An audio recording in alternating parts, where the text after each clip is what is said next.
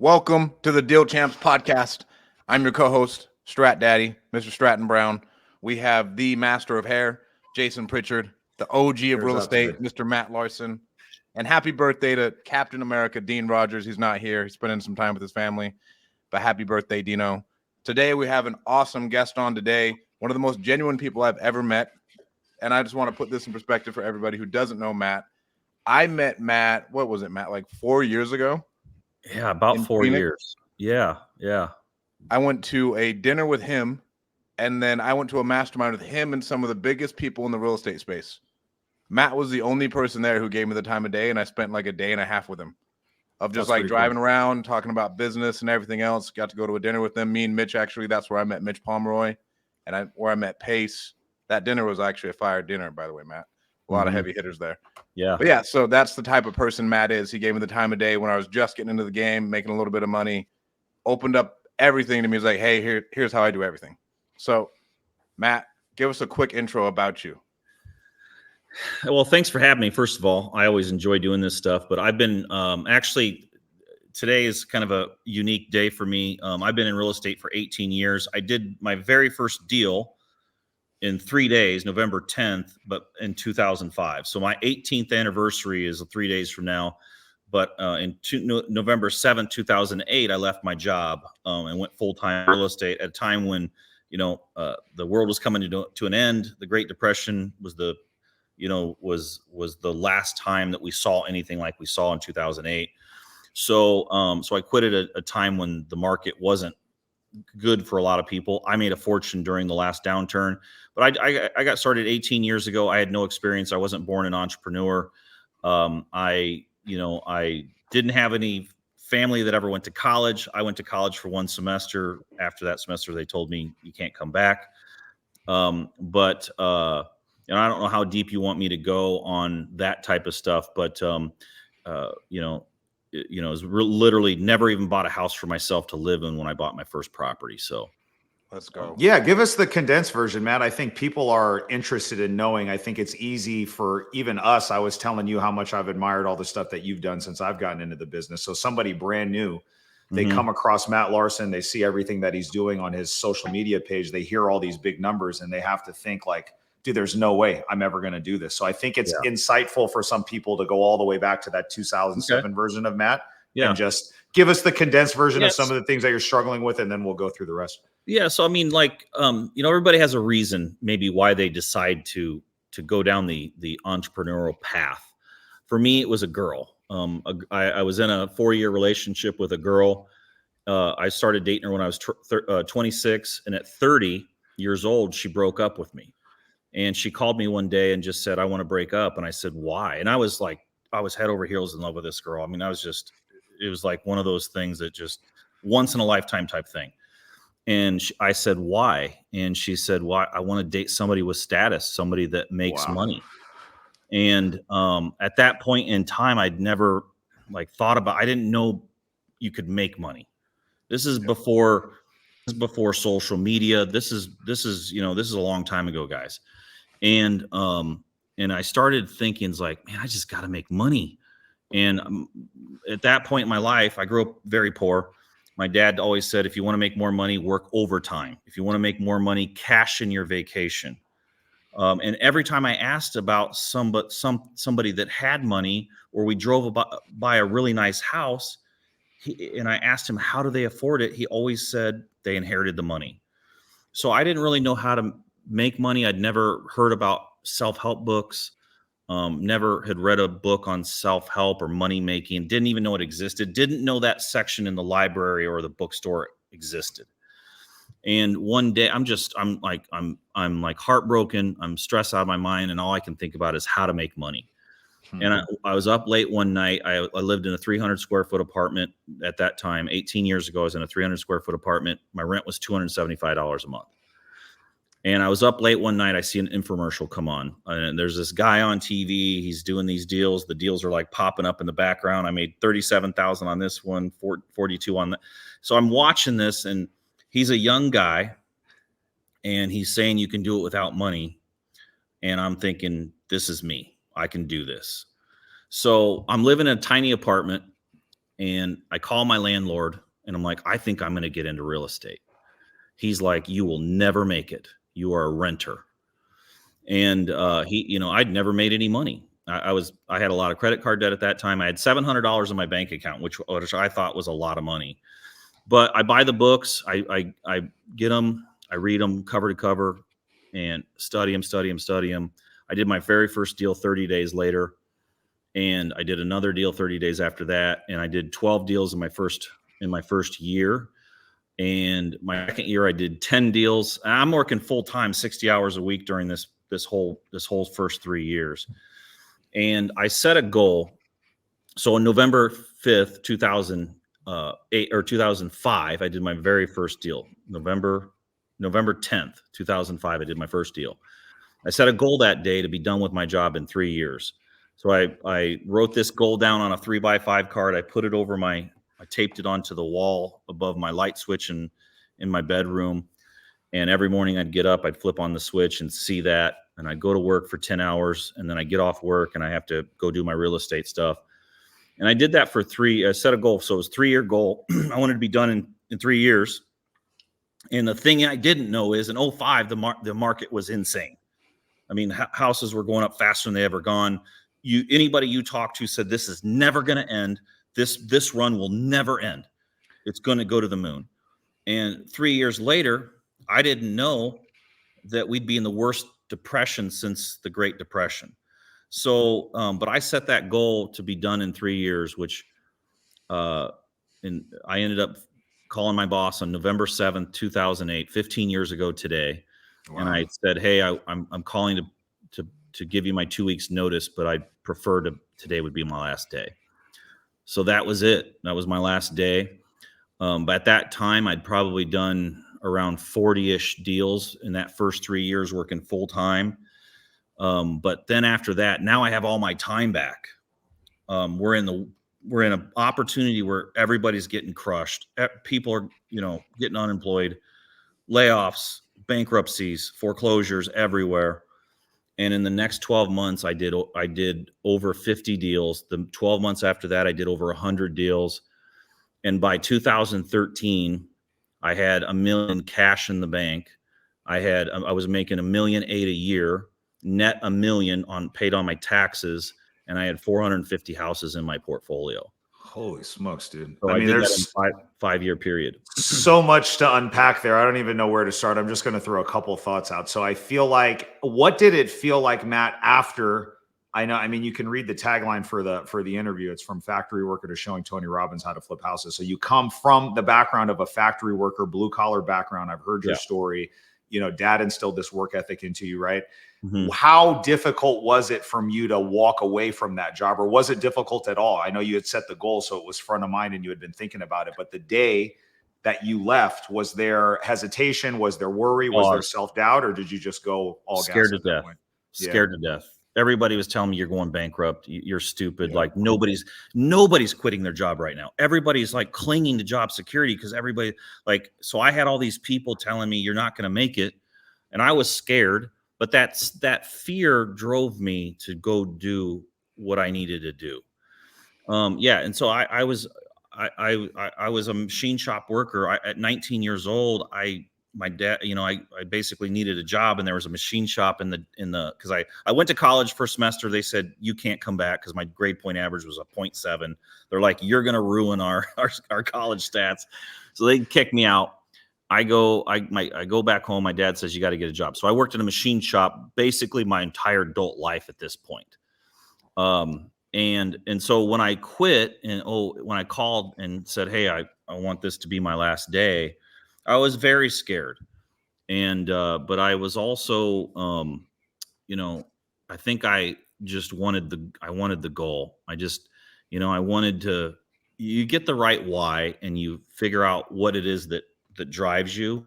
You can accomplish things you didn't ever know possible. I didn't know pain, because it was just like there was so much effort going towards what I was shooting for that it didn't matter to me about anything else, And was it all just the pain of the girl that said, I wanted to be with somebody with status, or did you end up going deeper after that and realizing on to that, dude? Yeah, like how long I know was we that? use those little I hung on to that for years. You know how everybody dates or gets married or whatever, and they might fall in love. But this was one of those girls, like every time I'd see her, I'd get butterflies in my stomach, even 4 years into this. Like I was like, it wrecked me.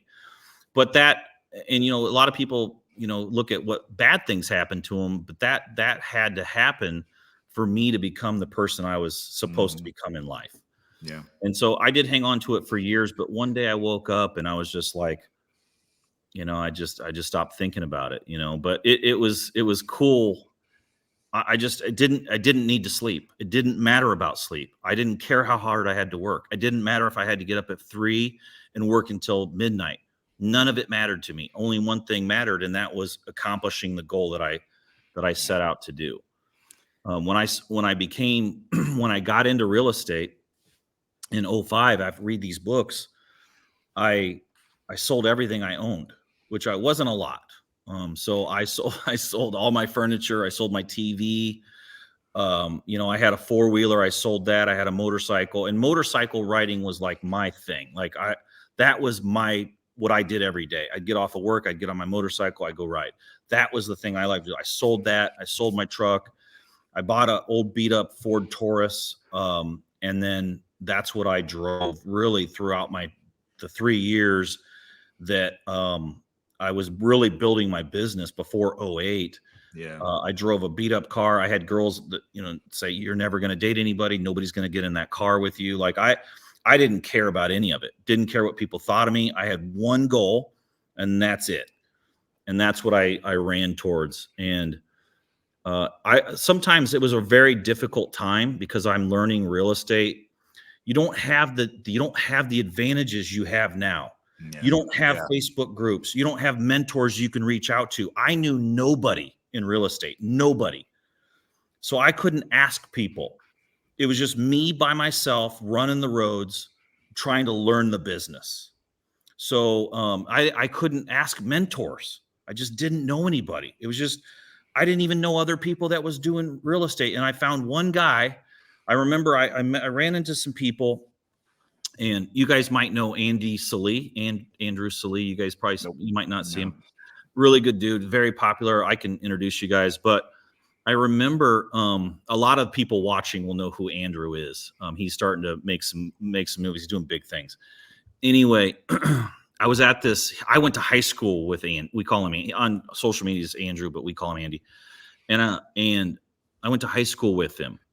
And he was like the brokest kid in school. And I was like the second brokest kid. His house was we both lived in the same neighborhood. His house was worse than mine. So we became friends, and we were good buddies. And he always had like really big dreams of, dude, someday I'm going to buy a Corvette car. And I was like, yeah, right. Like, we were the poor kids. But anyway, I was at this party, this little get together, and this guy was talking about, man, this guy's got an airplane, and he's got 100 apartment units or 200 apartment units. He's got a limousine. He's got commercial buildings. And the guy looks at me and he goes, wait a minute, Matt, didn't you go to Alito? And I'm like, yeah. He goes, this kid did too. And I'm like, what's his name? And he says, his name's Andy Salee. And I'm like, there's no way that kid. So I don't know anybody in real estate, and I've now accomplishing some things, and I've got a decent this is an 2008, late 2008, early 2009. And I've got a portfolio. Like I own 30, 40 houses, and I'm starting to do some stuff and making some money. So I find out Andy has a window siding and roofing company, and I haven't seen him since high school. So I'm thinking, this is my chance to meet somebody else that's in real estate that I can talk to. So every Friday, I had the same routine. Every Friday at like 4:00, I'd get off of work and I'd try his company, and say, hey, is Andy there? And who is this? This is Matt Larson. He'd say, yeah, let me take a message and he'll get back to you. This went on for 6 months. Every Friday I called like clockwork. Finally, the receptionist was like, oh, he'll call you back. And I'm like, listen, I've been calling for 6 months every week. And I've never gotten a call back. I think at that time I said 37 rental properties. I'm like, I have 37 rental properties and I'm never calling you guys ever again for window siding or roofing. And I got a call 3 minutes later, and it was Andy. He goes, dude, I thought you were calling me asking that you wanted money, like to borrow money. And I'm like, no, man, I'm in real estate. Like, so we didn't know. So I finally now knew somebody else in real estate. But before that, guys, like I just didn't know anybody. I was just reading books and doing my thing. It was pretty wild. So the timing of this, Matt, when you set that 3-year goal, hit it, and then you left, was it as the wheels were starting to come off the real estate market, or had they already come off and you shifted your business, right? Because if you started in 2005 and really made a run in 2013 where you banked $1 million, like your business model had to have changed a little bit from when you started, or did it? So here's the thing that a lot of people don't realize is when it's really, really hard to do deals, that's when you learn everything. So in 05, 06, 07, it was very difficult to get a good deal, because here's the thing is, you didn't have to be a cash buyer back then. You could just go to the bank and say, hey, I make $500,000 a year undocumented. I want money to go buy, I need $100,000 line of credit or $200,000 line of credit. And banks were giving it to them. Like everybody was just going and getting money. Like they could just go say stated income, I make this, and they'd get a line of credit.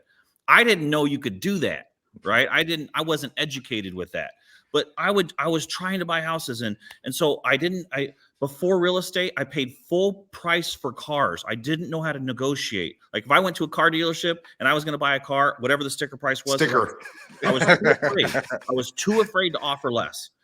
And so I didn't know how to negotiate, and that taught me. So it was really hard to get a good deal.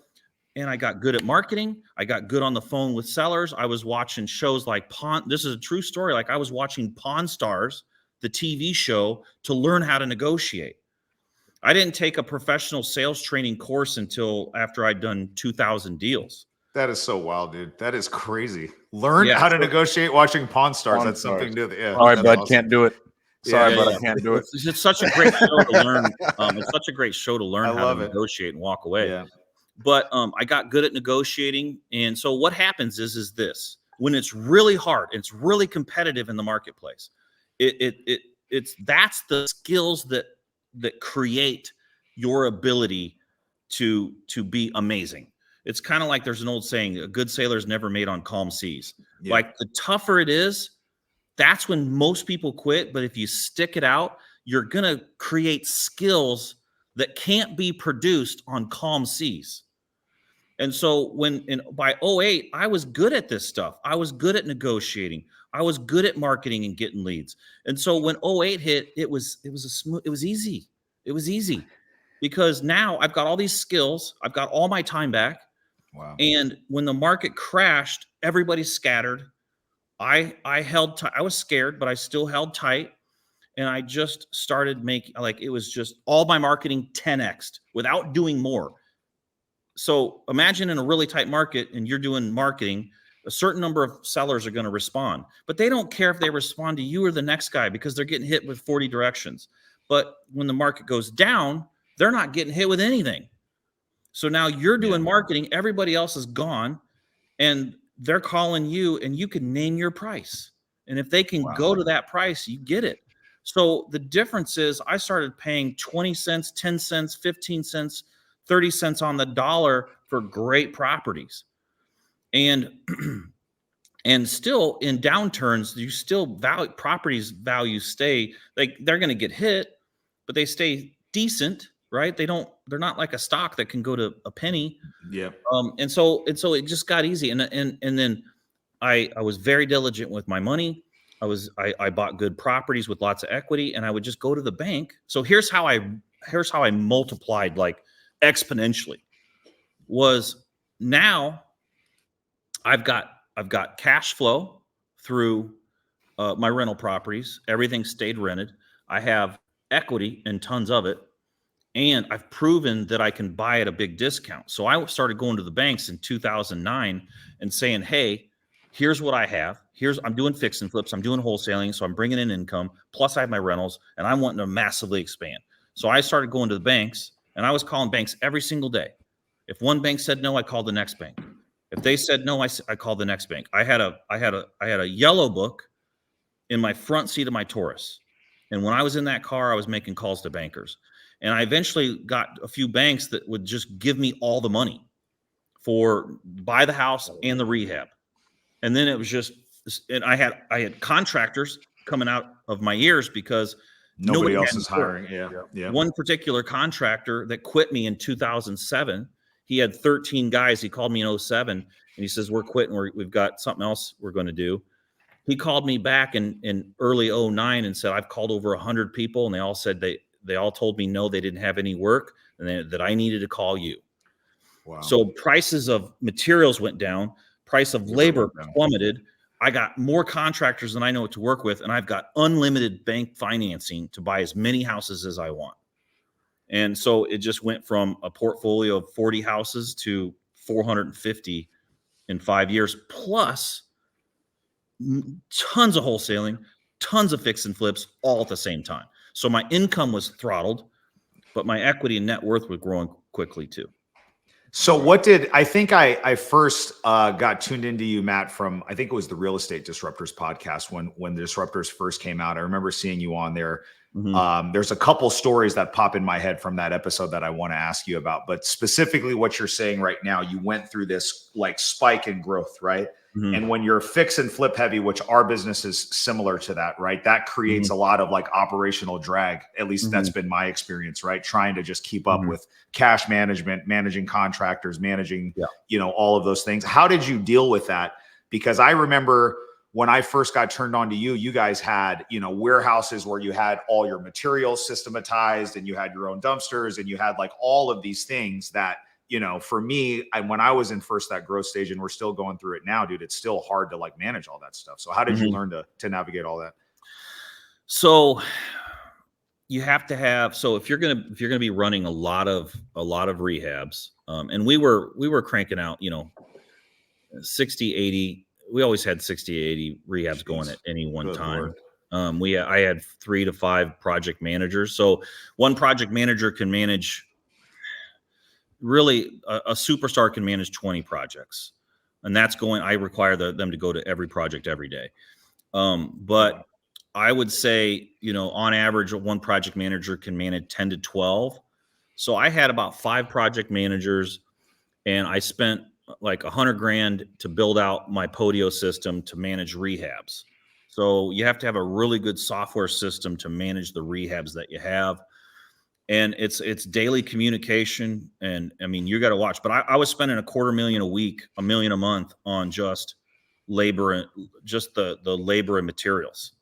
So yeah, you could watch $1 million in cash vanish, in a month. So yeah, you have to be selling some in order to keep that rolling. Right. So yeah, there's a lot to do. Like, it depends. You have to decide how much stress you're willing to go through, because $5 million in cash when you're doing the deals that I was doing is nothing. I feel like it's nothing, dude. Nothing. 10 million is really nothing. I had a guy, I was wholesaling. So here's another cool thing. When the market crashes, everybody scatters, the big dogs come in. Mm-hmm. The big guys with real money come in. The guys with 10, 15, 20, $50 million. They're sitting on the sidelines right now. Nobody even knows they're around. They've been waiting patiently since 2014. They're going to come back in once the time is right. They don't need to do deals around the clock. They just sit on $50 million. But I saw a guy come in, he had 10 million in cash. I know that because he showed me his proof of fund bank statement, and he bought a lot of houses from me, and he burned through 10 million in a few months cash. And then he was out, and he had to now I got to go refi and go refinance. And he did a big refi package and stuff like that, but he was burning through cash. So like you have to be super careful. The scaling piece, there's a big financing side of the scaling piece that you have to be careful with. I never borrowed much private money. I'm not a private money guy. And you have to be even more careful if you're going to borrow private money, because that's a high interest deal. Yeah. I was borrowing bank financing. So, you're talking cheap money, so you have to be super careful. So I had a CFO, I had a controller, I had a ton of bookkeepers, and we had to keep very, very close eyes on everything that we were doing, because it's all multiplied. It's like if you're running down the road and you have a flat tire and you're going 5 miles an hour, you probably don't even know the tire's flat, but you go up, run it up to 100 miles an hour and you're wrecking the car. Yeah. So you have to have, if you're going to go big and have a lot, if you're going to be moving a lot of money, first things first is get a CFO. You'll spend 120 grand a year and maybe more depending on your location to get that person, but then give you financial forecasts on like, hey, we're going to hit like a really bad spot in 6 weeks. It's going to get ugly if we don't do XYZ.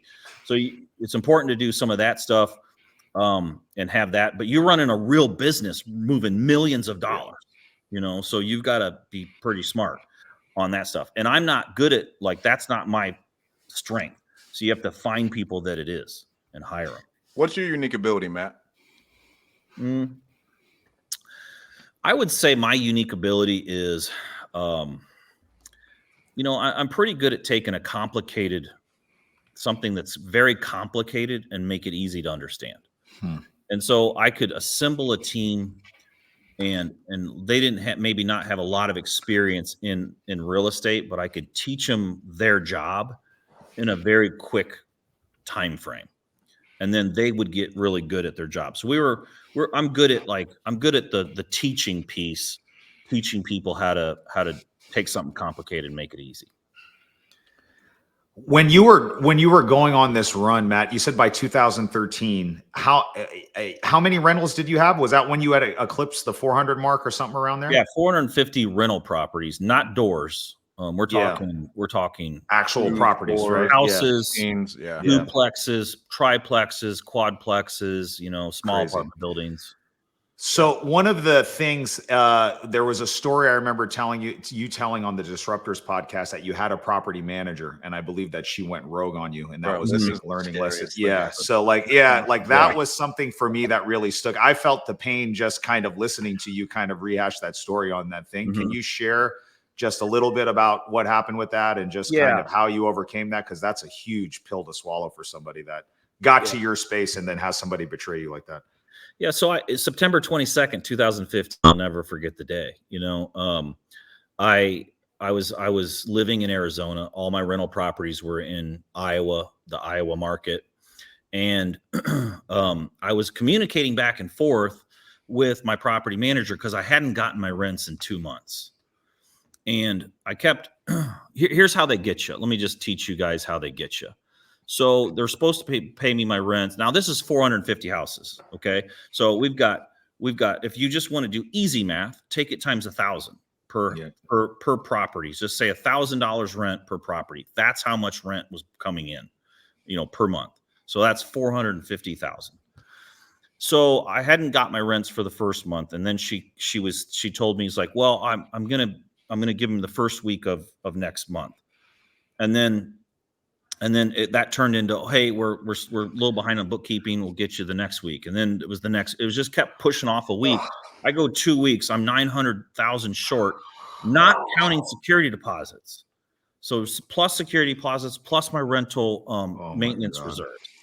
And on September 22nd, that morning I text her and said, hey, I flew into town because I'm like, this is not good. So I got on an airplane, flew into town and said, I'm meeting you today to get my money. And so she actually responded back, okay, cool. I'll meet you around noon. And then she attempted suicide. And so I knew it was bad. It took me 3 days and a judge's signature to freeze all of her accounts. Not easy to do. It's hard to freeze somebody's accounts. Right. Took me a judge in 3 days to freeze her accounts, and there was less than $10,000 in there. So I lost 2 months, 450 houses, 2 months of rents, all my security deposit, and all my maintenance reserves. It was over $1 million gone. And the worst part was she had falsified the property management statements, and I actually had 100 and something houses vacant. So it wasn't the $1 million. It was the next 10 months. I lost $100,000 a month for 10 months straight. Oh my God. And so I was down to my last like 20,000.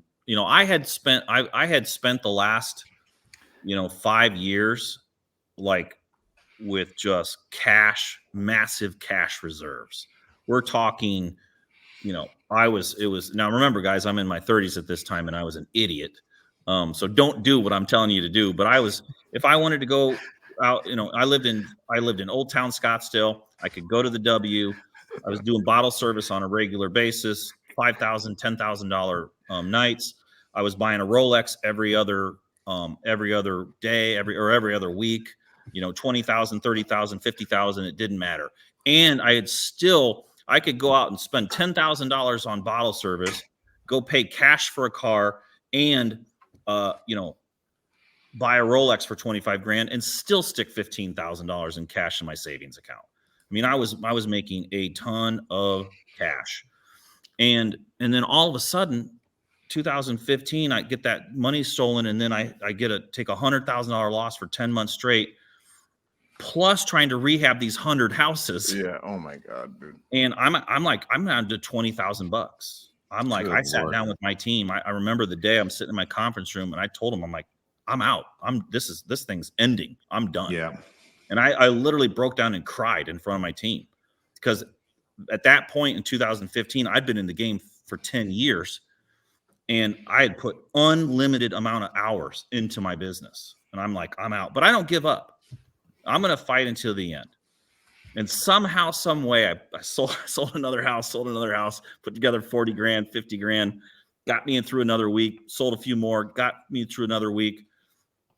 And then so this is in 2016, and I start coming back out. In 2017, I made $1.8 million. And so wow. I just rolled back out of it. I got most of my money back in 2017. And I'm not giving you guys like top line numbers. These are bottom line net to me, right? Yeah. 1.8 net to me, paid it on my taxes.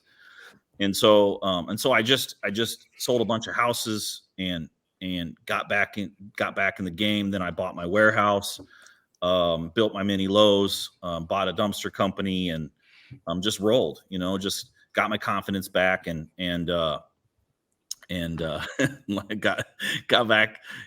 through it, that is crazy, man. Yeah, it was nuts. So we got a baller.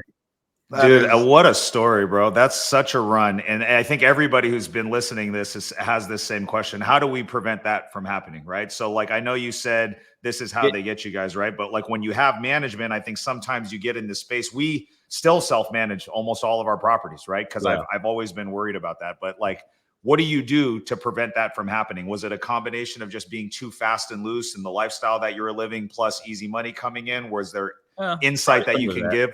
Yeah, probably some of that, but let me just teach you how to prevent it from happening the real easy way. Require your property manager to give you a bond. So buy a bond on your property management for however much you need. And then if they disappear, forget about E&O insurance, because in a fraud situation, that doesn't even come into play. If property manager say, "Oh, I've got E&O insurance. If anything happens, you get your money." No, because we went down that route. Anytime in fraud, the E&O insurance just says you don't get anything. Huh. And so, I had 3 FBI agents after this gal, and they finally, two years ago, they get a hold of me, and my attorneys are like, "Hey, how many more?" Because she attempted suicide and didn't die, and then escaped the hospital and went on the run. Oh my God! So what? Yeah, and so the FBI was after. This was like one of those TV show situations. Yeah. But of 2 years ago, the FBI was. Maybe it was 2 years ago or so, maybe it's 3. They were like, "Listen, we're not going to spend any more resources looking for this gal." Basically, what they said is, "You're rich. Better luck next time." Wow. The state gave me $50,000 as recovery money. 50 grand. So she's gone. She made it. She's gone in the wind. She's out. Yeah, she's gone. She's in hiding. Yeah. Gosh. That's fucking bananas. So, but Oh. so here's so if you want to if you want to like be super safe, just get a bond on your property manager for however much you need, like 100 grand, 200 grand, or whatever. Then if anything happens, you just get a check. And so you're a bond of your monthly rents. I mean, because with that, bro, you have your monthly rents compounding on top of vacancy, on top of rehab that comes from that vacancy. Yeah, you can choose whatever amount you're comfortable with. It won't be super cheap, but it's like an insurance policy. It's insurance. You're buying insurance on this exact scenario happening. Yeah. Good Lord. Yeah. Wow. So that's the easy. But obviously, you should be in very close contact and understand. But you guys got to understand, there's a lot of criminals out there, and we get up every day to work hard to learn how to become better entrepreneurs and be more efficient and make more money. Other people get up to figure out how to be a better criminal and how to steal money. You're not going to outsmart those people. You just won't, because they're putting all their time and effort into that. Yeah. So you want to be on top of things, but the bottom line is like, if somebody they could outsmart you. That's why you got to put insurances in place that prevent that. I can tell you this. That same property manager stole a bunch of money from one of the smartest people I know, with some of the best CFOs I know. Yeah. In fact, they flew a CFO in when they suspected something. They went through all her books and flew back and said, "We're good." And a month later, she stole all the money. Were there any red flags at all? Scott's asking, were there warning signs? I know obviously being late the first month is a red flag. Yeah. Being waiting over 2 months to get your rents. Like that. Yeah, that's a big red flag. Yeah. Right? No, absolutely, man. Yeah. Matt, when did you start? I have a list of questions that I want to get to. When did you start really offloading your properties? What was the thought process behind that? And like, how do people, and explain how we were talking about at the beginning of like cleaning the property from the dogs and then getting the money to work in another situation where you can get a higher yield. So, rental properties are, real estate's been really good to me. Rental properties are great. But if you're looking for cash flow, there are other businesses that are better by far. Real estate is not a cash flow instrument. It's just not. Okay. And some people watching this are going to say, that's not true. I have 3 rental properties and I manage them myself and I do all the maintenance and I make money. Great. But you can't do that times 100, times through 200, times 300. There's only so much time you have. Eventually, you have to farm that out to somebody else you hire. The minute you hire somebody else, they will not do the same amount of work in the same amount of effort you do. I don't care who you are. There's no property manager out there that manages your properties better than you. Okay. Maybe they have more skill, but they don't care as much. Yeah. Okay. So as soon as you hire somebody, your returns are dropping. Forget about the extra cost. The minute you hire somebody to manage your properties, your returns will drop. Second thing, you add all the costs in. Third thing is they start doing the maintenance for you, and they're going to mark up the maintenance, and that you're not going to forget about, if you have ever heard that I'm going to get passive income from rental properties, you're not. It's not going to happen on a big scale. Okay. Now, apartment buildings, that could be a different story. Okay. Self-storage could be a different story. But single family homes is why do you see all the hedge funds? These people that own hedge funds are the smartest people on planet Earth, and they can't make money with it. The only way they're just borrowing more to hope for the appreciation and sell. Yeah. It's not a cash. Now, if you want a tax shelter, you're not going to find a better instrument for protecting your cash, like your taxes. You won't find something better. Why I ramped mine up to 450 wasn't because, man, I'm just doing so well on all this cash flow. It was because I'm flipping hundreds of houses a year. I'm making millions of dollars, and I need a shelter against that active income I'm creating through wholesaling and flipping. So it makes sense to own them because you get the appreciation piece and you get the depreciation piece. But if you're watching this right now and you don't take anything else away from what I'm going to talk about, if your only model right now is to go buy rental properties and that's it, let me save you the hassle. Don't do it. buy rental properties and do fix and flips or wholesaling with it, that makes sense. That's a good model that you can make a lot of money with. But if you just want to build a rental portfolio, it's just, there's better ways, guys. There's better ways to make money. Plus, you get all this depreciation. Don't waste it. Yeah. What I mean by that is, if you get all this depreciation and you don't do fix and flips and you don't do wholesaling, you're wasting the depreciation. And some people are thinking too small when they say, well, I got a good deal and I don't want to sell it. Well, that's a scarcity mindset, because you can go reproduce any deal you've ever done. The best deal you've ever done, you can go get it again. And where I really started throttling up my income and getting to that $1 million plus a year in income is when I stopped the scarcity thinking of, I can't sell this deal because I won't find another one.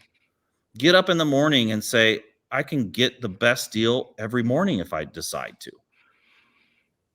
I'm not afraid to sell anything.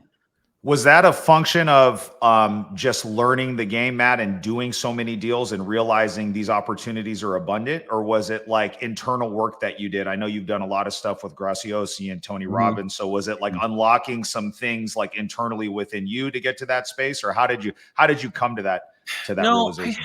I think I got ruined because when I really started understanding marketing, and I could get deals in the toughest time of the market cycle, you're just like, man, I just got a deal at 80 cents on the dollar, or 70 cents on the dollar, or like 70% discount.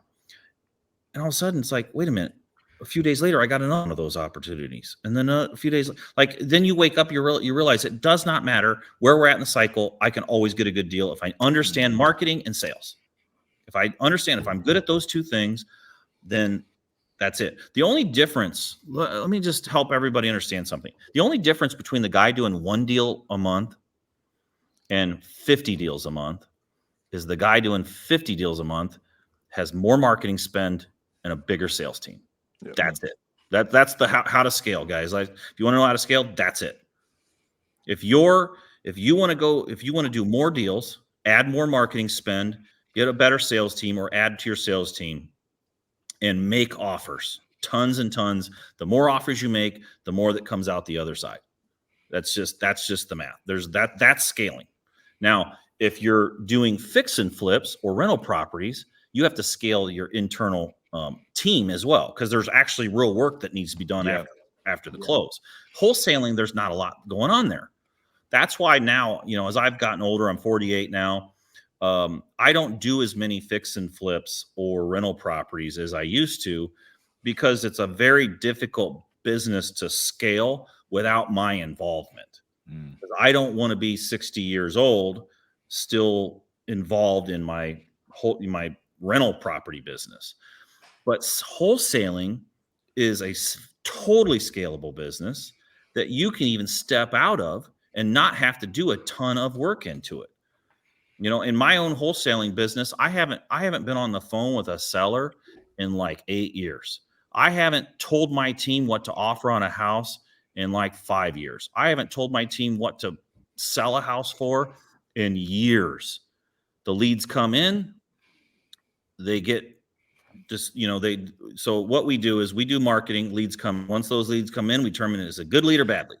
Bad leads we kill. Good leads get handed off to acquisitions. Acquisitions find out all about the property on the first call, send that back to lead manager. Lead manager crunches number, determines max offer price. Max offer price gets handed back to acquisitions. Their job is to negotiate. They make the offer. Once it's accepted, gets handed off to dispo. That's it. I only do, so in my wholesaling business, I do 2 meetings a week. I do one on Monday, one on Thursday. They're scheduled for 30 minutes. Typically, we're done in 20. Other than that, I look at my end-of-day reports. I look at my end-of-week reports. So I'm paying attention to how many leads are coming in and what's going under contract and what's selling. That's it. I promise you, there's no way possible I have 2 hours a week into my wholesaling business. Jeez, there's just no way. The whole business can be run by somebody else. And I do all virtual assistants. Yeah, and also I was just going to ask you, I think the first piece of education that I bought from you was a VA training. So is now your team, including the acquisitions people, are they all virtual, or are you doing any Everybody. face-to-face acquisitions? No, everybody, every single person in my company is virtual. Wow. Every single person. We don't do acquisitions in person. We don't do dispo in person. Everything is virtual. I even sold my mini Lowe's 3 months ago. I got an offer for 500 grand, more than that building was even worth. All cash, close in 30 days, no inspections. And I was like, dude, I'm moving. Like, I'll grab my stuff and get out of here. So we sold that building. I don't even have a real location anymore. Wow. When did you make that transition? Because for a while, I know you had like your entire office set up. Early 2018, I was looking at my numbers from the previous year, and we made a couple $1 million. The problem was net. And some people might say, some people watching like, dude, that's just amazing. That's, I wish I could do that. The problem was I did 36 million top line revenue. Jeez, to make 2 million net to you. Make only 2 million. It was stupid. It was a lot of risk for very little reward. And are you working like lots of hours? I'm assuming. Oh, dude, I was You're involved working like a dog. Yeah. Yes, I was involved with everything. And so I made a decision at that point, like, this makes no sense. I'm not going to do 36 million or 38 million in sales and make 2 million bucks. It's not happening. That's, for anybody watching, that's bad math, right? That's stupid. So, so I decided at that point, like, okay, I make the most money on my wholesale deals, and they're the easiest with the least amount of hassle.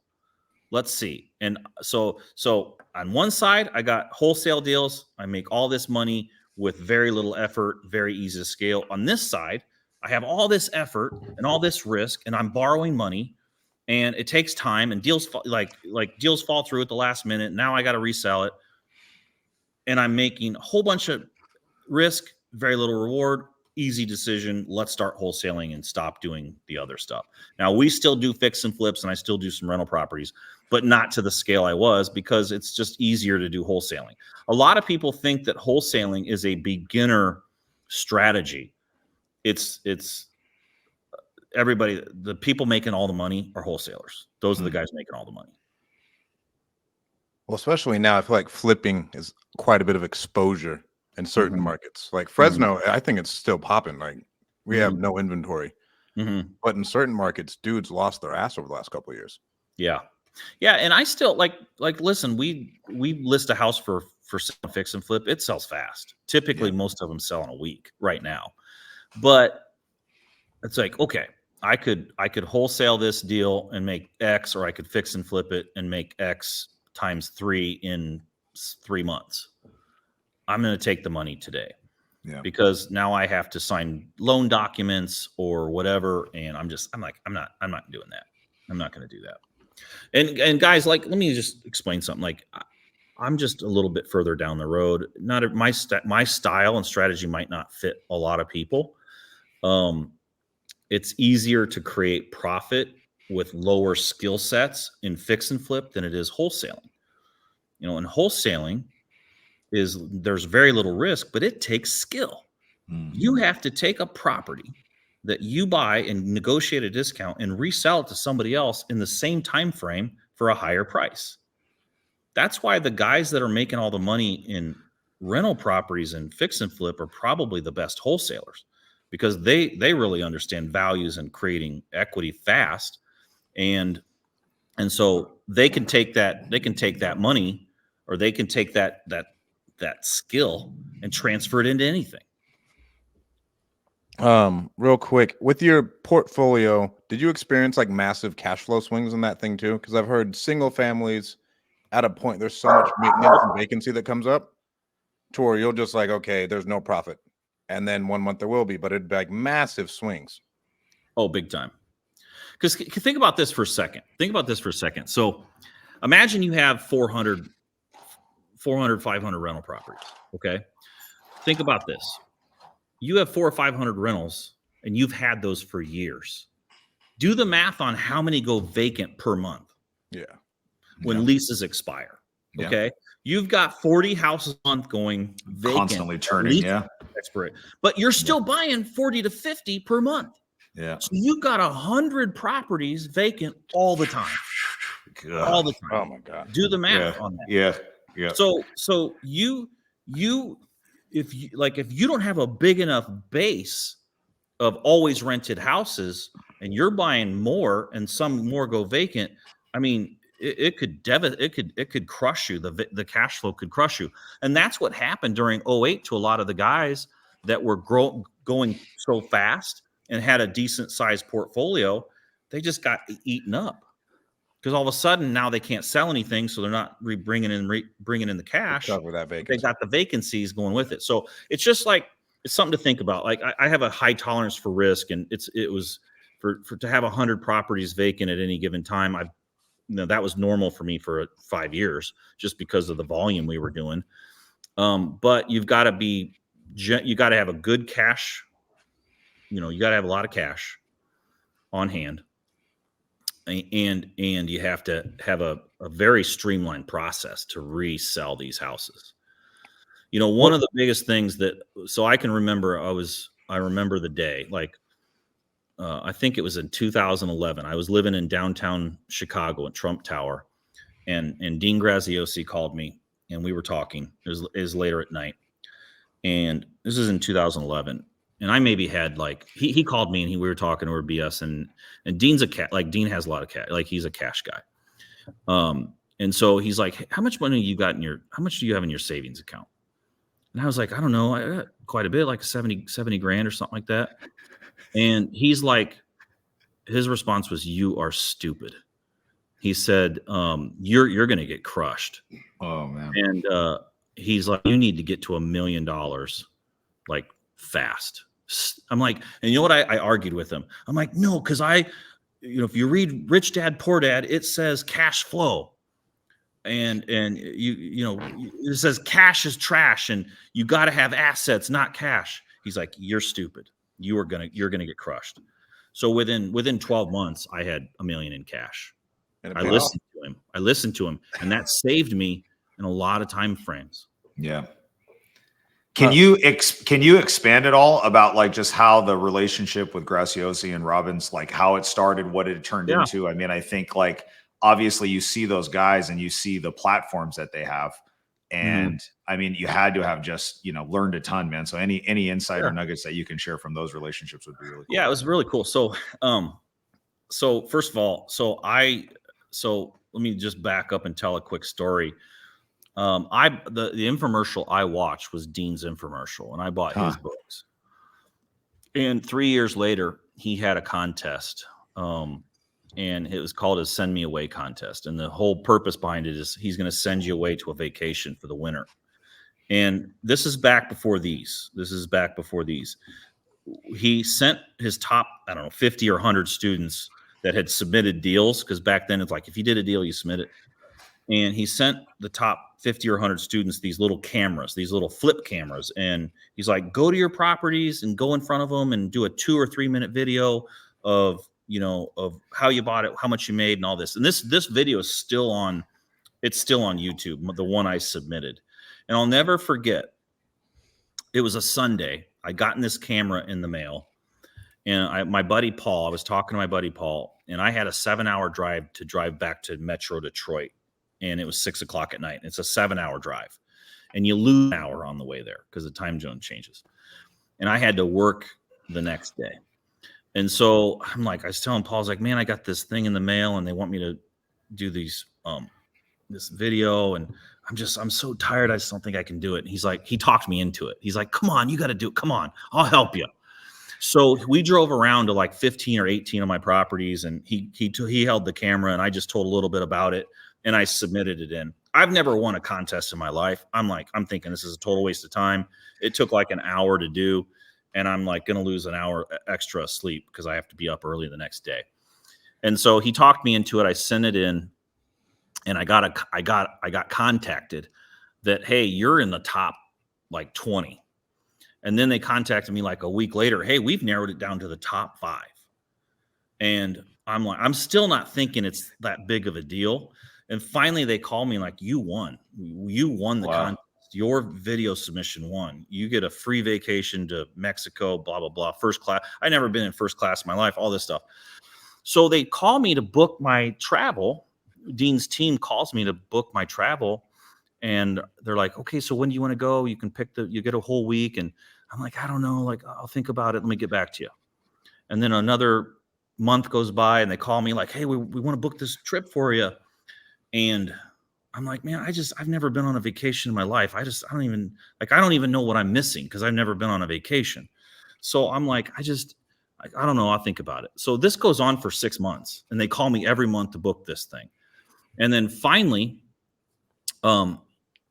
they call me and they're kind of getting frustrated because like, are you ever going to take this trip? And I said, I really don't want to. I said, can I trade the vacation in just to have dinner with Dean? And the girl on the other end was like, you are crazy, but let me ask.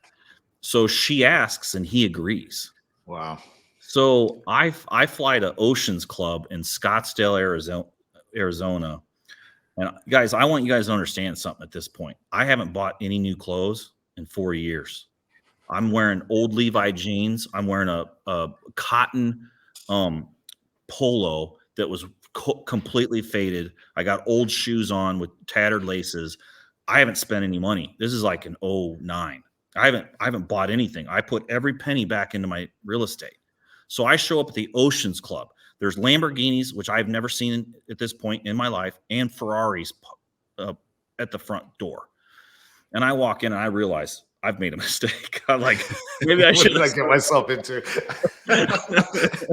So I go in, I sit down with Dean, and we just really hit it off. And he's asking me a ton of questions, and I was with him for 2-3 hours. And I flew my buddy Paul with me. He went too because he was kind of helped me through my whole first 3 years. And so what happened was Dean realized that my knowledge was solid, and so he asked me to be in his first book, Profit from Real Estate, or one of his books. It's called Profit from Real Estate right now. If you buy that book, that whole book is my story. Wow. And so just kind of going through and me teaching lessons. So I helped him write that book through a guy that would call me, and I would just speak into, like, because I can't type fast. So I would just speak into a microphone with him, and he would turn it into a book. So I did that. So Dean realized right away, he's like, okay, let's have Matt help with the products. So from 2010 to 2018, I helped Dean create all his real estate products, and I got paid a royalty for that. So I made quite a bit of money doing just that. So it was worth the trade in the vacation for that. What a smart move. The dinner. Yeah. It's like the dinner with Jay-Z conversation. He took the dinner with Dean, dude. That's good. That was smart. Yeah. So I did that. But what happened was in 2014, Tony Robbins. So halfway through this journey, 2014, Tony Robbins was getting a lot of flack from his critics because he was bringing 10, 15,000 people to his events. Everybody's getting pumped up, rah, excited, and then learning a lot of personal development, but then leaving and they don't have anything to plug it into. Yeah. So he did his own research, and he decided that the single family home investing was a perfect business for the average guy. So, but he wanted to learn it for himself, and Tony's just like, he goes right to the source and finds the top guy, and then he learns through total immersion. So he started asking around, and one person went to another, and finally they said the guy was like, okay, call Dean Graziosi. He does a lot of single family homes. And then Dean gets the call, and he's like, dude, you're the guy creating all my education. You got to go do the training. Wow. So I meet Tony in 2014 at the Wynn Hotel, and I taught Tony one-on-one for 3 days straight how to do single family home real estate. And Tony's like, we work like 12 hours a day. We don't take breaks. I can't use the bathroom because he doesn't. We don't even eat. Like, he gives me like 3 pieces of lettuce just to eat real quick. But it was awesome, man. It was awesome. He's like so smart, remembered everything, and